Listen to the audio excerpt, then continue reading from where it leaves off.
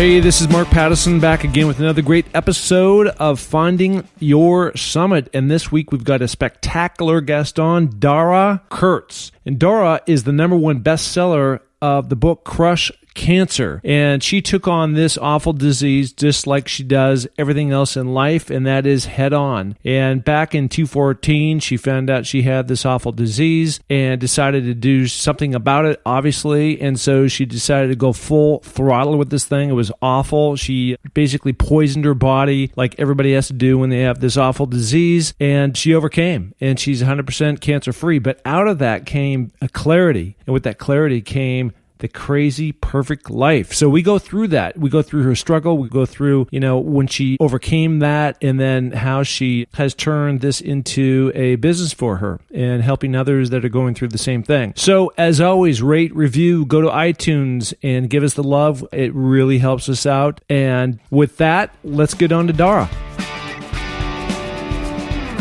Hey everybody, it's Mark back with another great episode of Finding Your Summit. And this week I'm broadcasting from my World HQ in Hermosa Beach, California, all the way to Louisville, North Carolina. And on the pod today, I've got Dara Kurtz, who is a cancer survivor and a total stud and I'm so excited to talk to her because what she has overcome and the very positive things she's doing today. So Dara, how you doing? Hi, thanks for having me. So you are the #1 bestseller on Amazon with a book called Crush Cancer. So, Yahoo, I love that title, getting after it, being very aggressive and just like, you know what, I'm going to go out and kick ass and take names. And that's what you've done. Well, when a cancer diagnosis comes knocking at your door, it kind of makes you hit the pause button on everything. And it gave me a lot of time to think about where I wanted to go with the rest of my life after I was finished with my journey. Yeah. So, I was doing some research on you. And so let's get into kind of your background. And because I know there was a big life shift for you, like, I guess you would imagine if that happened to anybody. And you probably grew up on the East Coast, right? I did. I grew up in Richmond, Virginia. Great spot. I've been there. And you went on to become a financial advisor.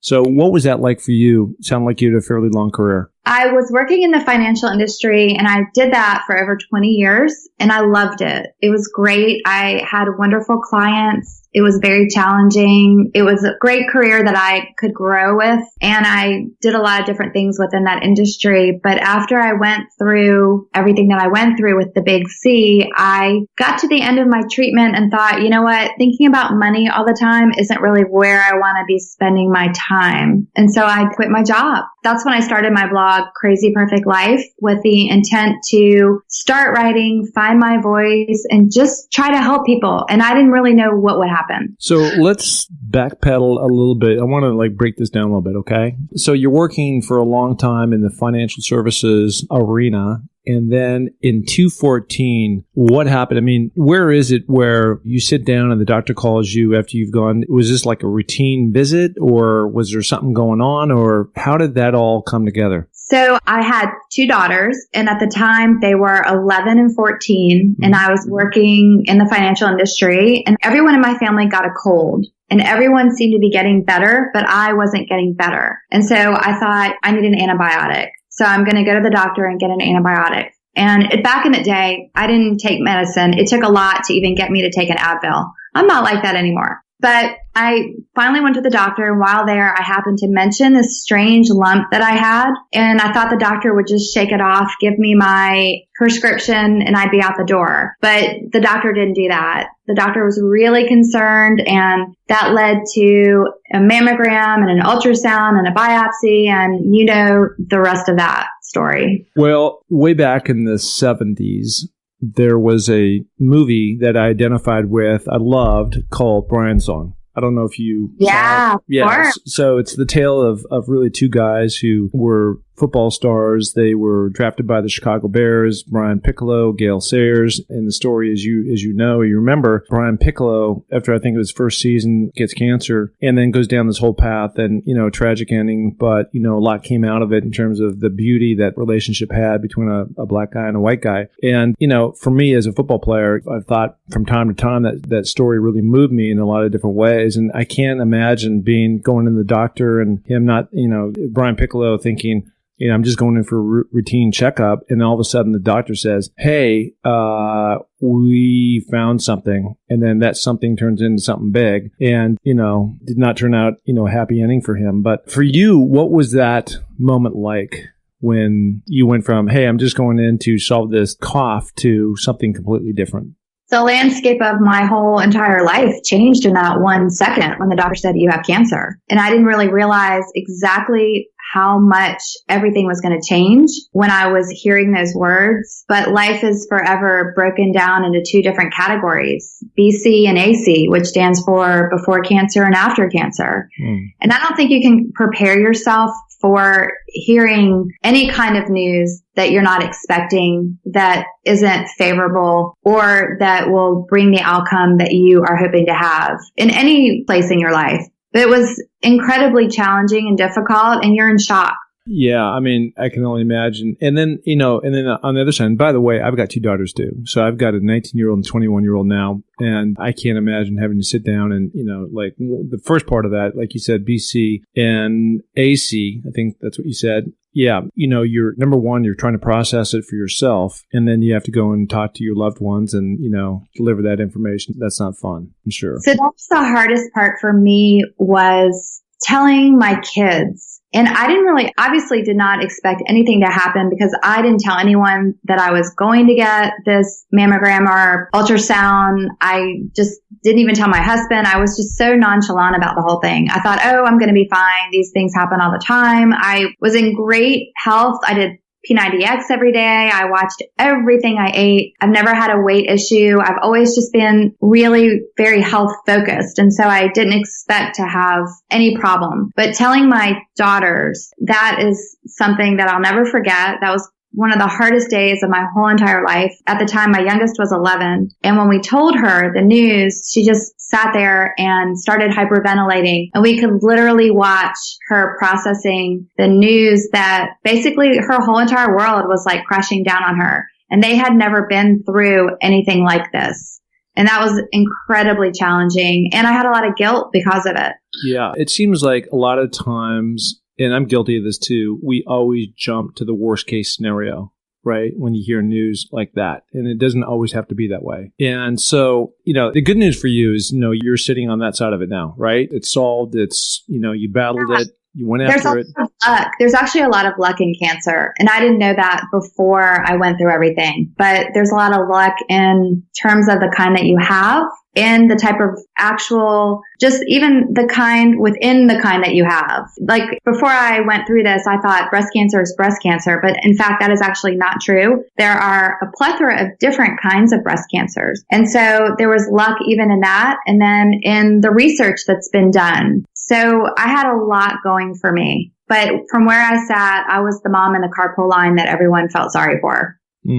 And how much of your community did you bring into this once you got, okay, I have this, I got to roll up my sleeves and get after it? So my friends were amazing. We sent out an email and just told a lot of people at one time, but it's strange. I didn't want to write about my experience. I didn't want to do Caring Bridge or send out weekly emails. My close friends, they were there constantly, and family members, but it wasn't something that I really wanted to put out there. I didn't put anything on social media about it because I felt like I had failed. And I know that sounds crazy, but I felt like it was my fault and I had failed. And the last thing I wanted to do was hear a bunch of people tell me they felt sorry for me. Well, you just mentioned, 2 things, right? A lot of having cancer is about, and especially to overcoming it is about luck. And then you're probably on the other side of it going, well, why do I have the bad luck of getting that? But now that I'm in the bad luck, I'm going to hopefully get the good luck fortune, which you did, to find yourself out of it. So the thing that really amazes me is that we're sitting here in 2017. And so all this went down 3 years ago, right?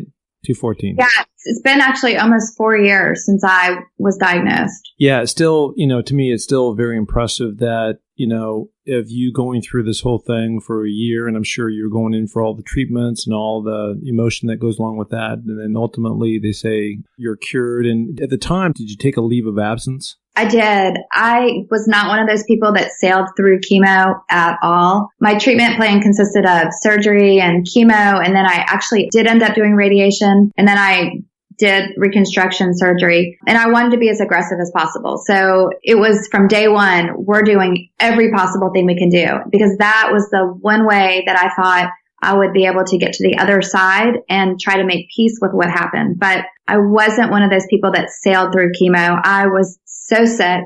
I was very nauseous. I took really nausea medication every 6 hours for 4 months straight. And so there's really no way that I would have been able to work. So I was on a leave of absence. I really admire people who are able to work and go through this type of situation, because it's incredibly difficult.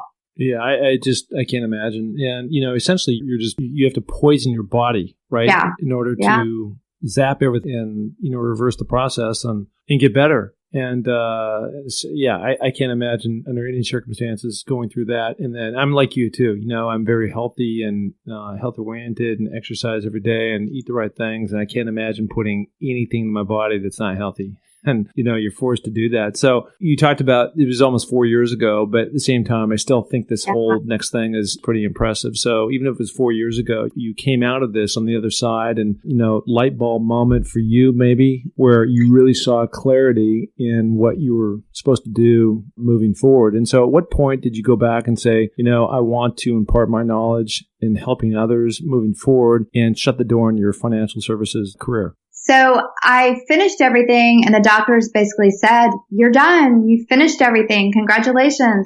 Time to go back to living your life. But I found myself in this space, and I didn't know how to go back and live my life because I had changed so much. I had seen a lot on my journey, and it turns out I was paying attention. And I found myself in this place where I was scared. I had a lot of fear. I didn't know what to do with my life. I didn't know. I was just really, really lost. But I recognized that I had a choice. I could focus on the fear and focus on what happened, because I found it incredibly unsettling that at one point in my life, cancer was brewing inside of me. I found that very unsettling, but I recognized that I could either focus on that, give into that, or I could actively decide to help myself move past what had happened and make peace with it and get to the point where I could help other people. And so I had to do a lot of work. I can only imagine. I mean, I think anybody, and I've been on this journey too, by the way,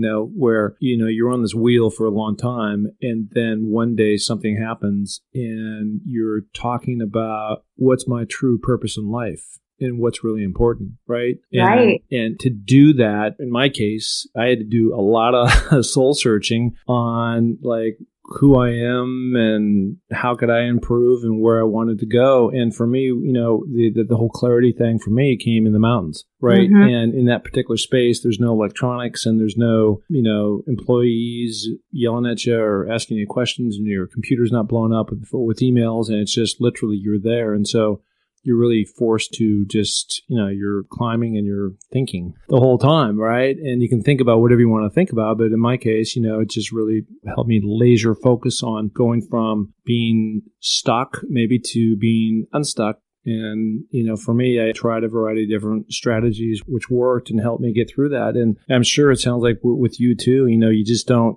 even though the light bulb may go off or on, you still need to really do the work to get yourself to the other side. I'm curious, what strategies did you use? Because I find that I talk to a lot of people every day, and this is one of the hardest times for anyone who's been through cancer or even just a really hard situation. It could be any type of disease or just struggle or challenge. What tools did you use to help yourself push through and get to the other side? Well, I think a lot of it for me, I mean, everybody's got their own way of processing information, right? And so, my background, I played collegiate football at a D1 school, University of Washington, and went on and played in the NFL. And so my legendary head coach, his name is Don James, and he came kind of through the whole Bear Bryant, system. And I went to the University of Alabama, right? Go Tide, I know that. So that's why I'm throwing that out there. So with Coach James, he had taught us all about the pyramid of success. And the pyramid of success was really this 22 brick-layered pyramid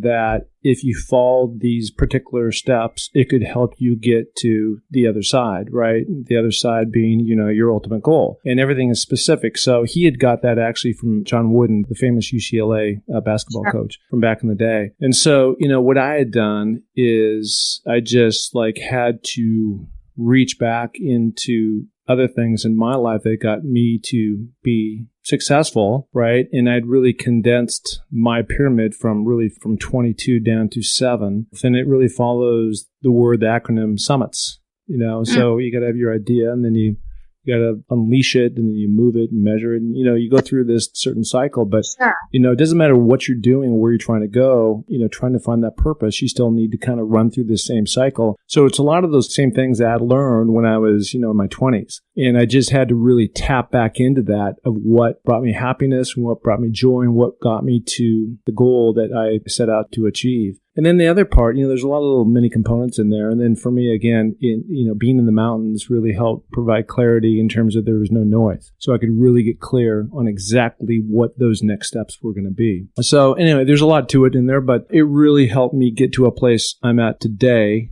And out of this, there's a lot of wonderful things like this podcast. And, lucky me to be sitting on the side of the mic and talking to people like you. And Finding Your Summit, right, is all about overcoming adversity to finding success. And so, it's so much fun when I get to sit down and talk to people who have battled through things like this, in your case, cancer. And now you're on to doing these great things. And one of the great things I want to talk to you about is your website, Crazy Perfect Life, because it kind of sums up my life, right? A little bit. It's just a great title. So, where did you come up with that? I mean, certainly I understand because of the crazy thing that you went through, but how did you put those things together? So to me, life is full of ups and downs. It's crazy. It's hectic, and chaotic. I have, like I said, 2 teenage daughters, but it's also life. And that's the greatest prize of all. And so that's kind of how I came up with the name Crazy Perfect Life, because even in the midst of all the chaos that we live with,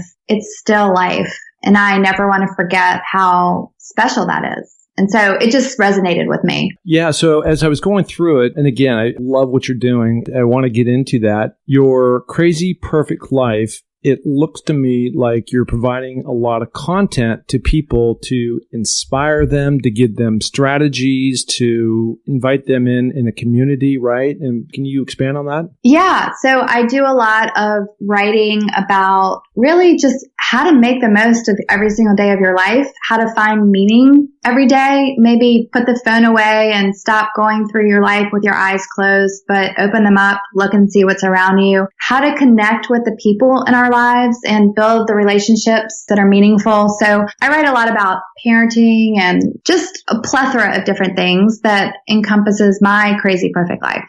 Yeah, no, it looks great. And then again, I started with this and I want to come back to this right now, but you write this book and it's funny because I've been trying to do all these things that I do. My social media, it blew up fairly big and, these pods have gone very well. And the one thing I'm still trying to squeeze in there is Mark's book, right, about Finding Your Summit. And I haven't been able to do that yet, but, you've got this book that mixed in with, going through all this stuff. And I don't know if you journaled while you were going to this came back, but Crush Cancer.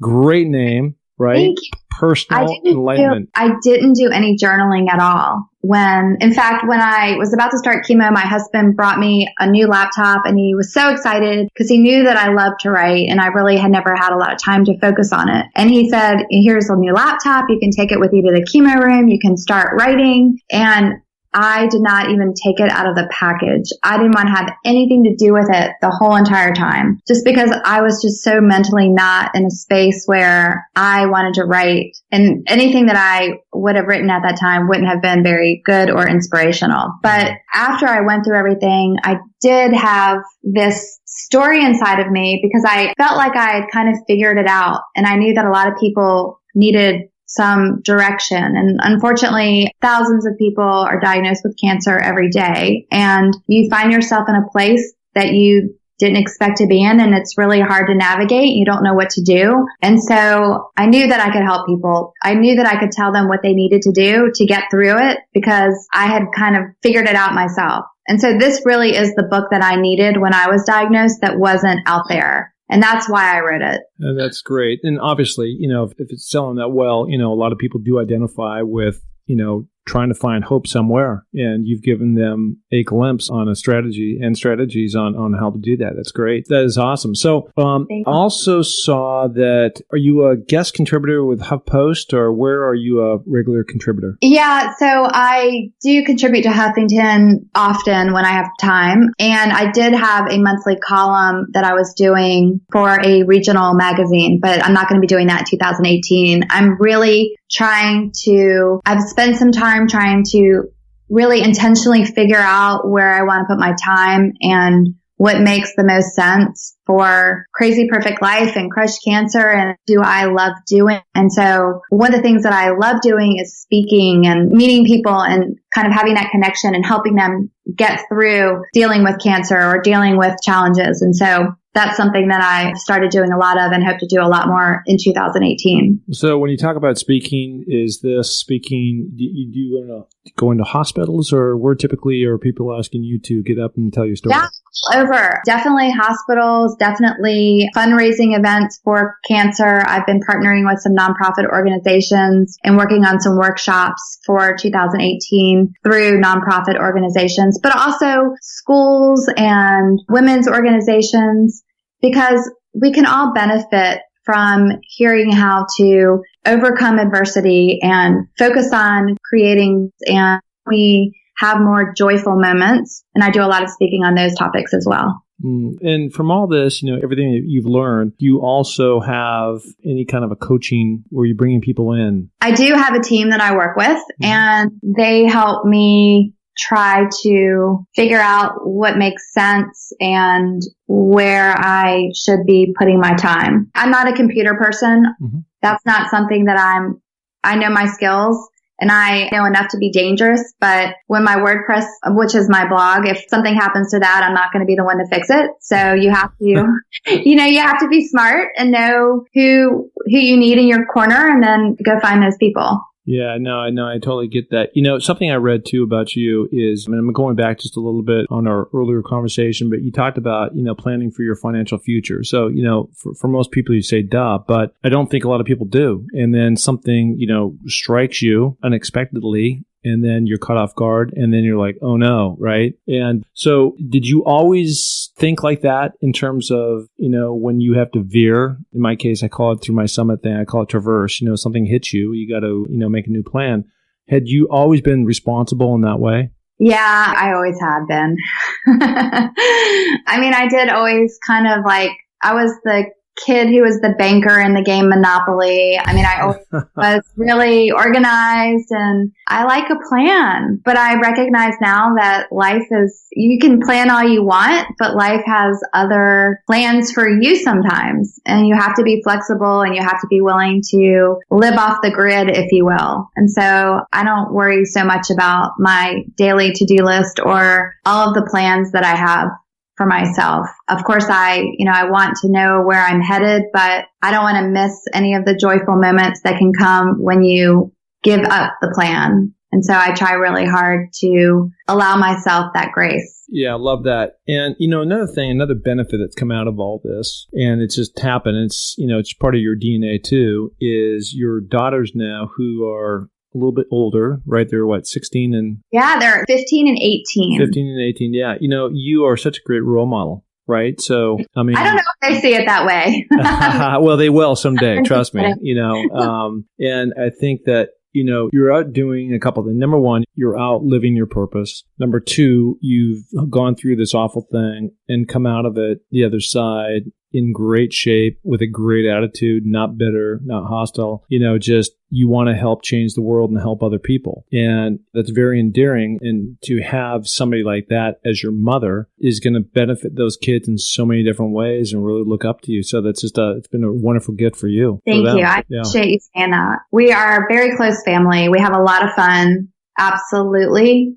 And I think our family life has changed a lot since we went through what we went through. And there's just a lot of great takeaways because of it. Yeah. And the other thing I saw too is that, you just told me that you're not a big computer person, but at the same time, your social, Facebook and Instagram and those other things have blown up. Is that something that you planned on, or it just kind of like blink, blink, and next thing there's so many people out there that really identify with your story that they started following your path and your page? So when I started my blog, Crazy Perfect Life, at the same time, I started my social media. I started a Facebook page at that exact same time. And I did not know what would happen. I did not know what I was doing, but I was having a lot of fun. And it did just sort of blow up. But it's also been something that I've worked at as well. I do post a lot, and I do enjoy communicating and hearing from people from all over the world. So it happened, but there was a lot of work that went into it as well, but all from my heart. I've got a similar experience, and, go back when we were talking about, the pyramid of success and how I got through it. It was really step one is just take a step, right? And the further I got down, it was actually, this is about a year and a half ago. I was in Argentina climbing a mountain called Aconcagua, and I was up at 19,500 feet. And, it all kind of came to me in terms of the plan. I mean, there was the kind of the initial plan, but like there was a bigger picture to this whole thing. And so I got out and I essentially wrote my vision board, right? Nice. Of where I wanted to go. And it's been amazing. Like 14 months later, a lot of the same numbers that you have and just doing the same strategies. But, those things don't just grow by themselves. I mean, like you said, you put a lot of work into it and you post frequently, and content is king. And that's really the magic. Where there's really no magic, that is the magic, right? It's just discipline and doing it on a regular consistency. So, well, that's awesome. So where can people find you? I know they can find you on your website, I'm sure, crazyperfectlife.com. Are there any other places that they can reach out to you? I'm sure on Facebook. Where would that be? Yeah, so I'm on Facebook at Crazy Perfect Life, and I'm on Twitter and Instagram as well. So Crazy Perf Life, but I do spend the majority of my time on Facebook with regards to social media. And I just started a closed private group. It's free and open to anyone who has been through cancer, and it's called Crush Cancer. And they can also buy my book, and the easiest place to get that is on Amazon, and it's Crush Cancer. Again, I love that name. She is Dara Kurtz from the East Coast, and she's doing so many great things to help people in the world, especially who face a tough battle with cancer. So, Dara, thank you so much. You're such an inspiration, and I just love talking to people like you. This is great. Thank you for having me. I've loved talking to you also. Absolutely. Thank you. Take care.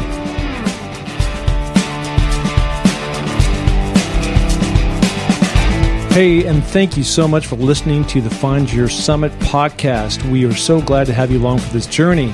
And if you enjoy the show, please tell a friend, share it on iTunes, spread it to the planet. We're looking to broadcast this to every person that is out there because, as you know, everybody has their own summit that they're going after. If you're looking to follow my journey, you can find that through my social links on markpattisonnfl.com. That's Mark, M-A-R-K, Pattison, P-A-T-T-I-S-O-N, NFL.com. So, until the next podcast, just remember, clear eyes, full hearts, and remember, it takes a little more to make a champion, so make it happen. Thank you. Bye.